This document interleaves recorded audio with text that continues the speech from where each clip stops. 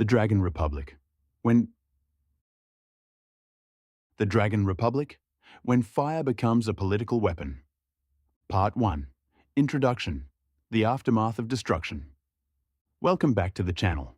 In our last review of the Poppy War, we witnessed Rin release the devastating power of the Phoenix to incinerate an entire island nation. It was a moment of absolute vengeance, but in the world of R.F. Kuang, there are no clean victories. In the sequel, The Dragon Republic, the story asks a much grimmer question. What do you do with yourself after you've become a weapon of mass destruction? Rin is no longer the hungry student at the academy. She is a hunted leader, a war criminal, and a woman drowning in the blood of those she killed. In a world where global empires are circling like vultures, Rin must choose a side in a civil war that threatens to consume what's left of her soul. Let's dive into this dark, fire-stained journey. Part 2. Rin, the collapse and the borrowed strength.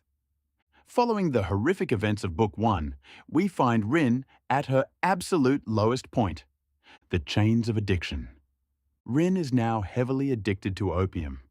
She isn't using it for pleasure. She's using it to drown out the voice of the Phoenix, which screams for more blood inside her head. This is one of the most realistic portrayals of PTSD in fantasy literature. Rin is broken, directionless, and desperate for a cause to belong to. The alliance with the dragon. Enter Nezha and the Dragon Republic. Rin agrees to serve the Yin family, the leaders of the Dragon Province, who promise a new, democratic future for Nikan.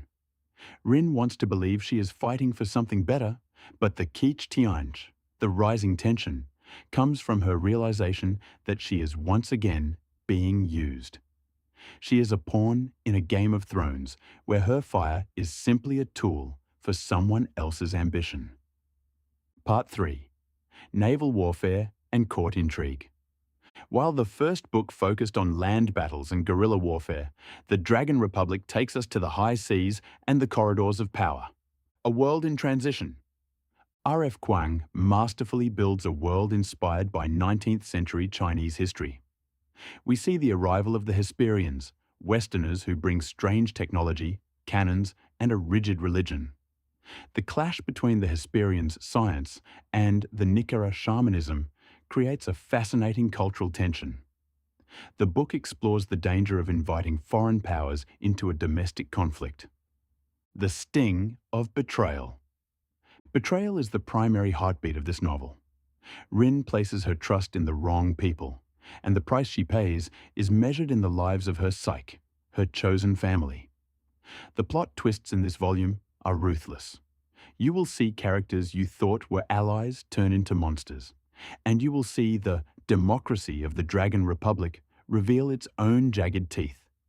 The naval battles are described with visceral detail, making the reader feel the splinters of the ships and the heat of the fire lance. Part 4. Analysis, a gritty anti-hero saga. Why is the Dragon Republic such a superior sequel? It's because it refuses to be a standard hero's journey. Dark realism. The author does not shy away from the ugly parts of war. She explores civilian massacres, the starvation of the poor, and the corruption that inevitably follows a revolution.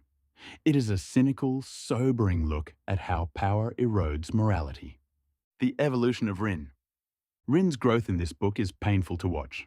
She moves from being a weaponized child to someone who realizes she must seize control of her own fire. She learns that liberators can be just as cruel as oppressors. The psychological depth Kuang gives to Rin makes her one of the most complex anti-heroes in modern fiction.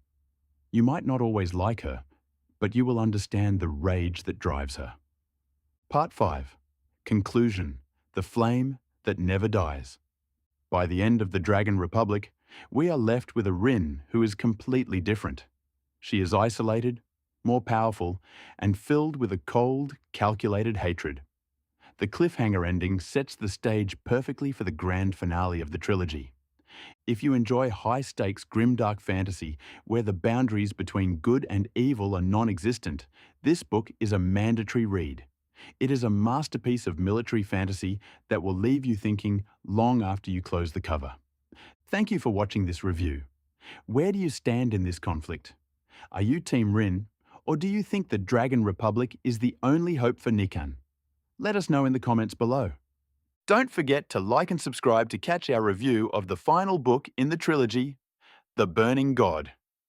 Until next time, watch your back and keep your fire guarded. Goodbye.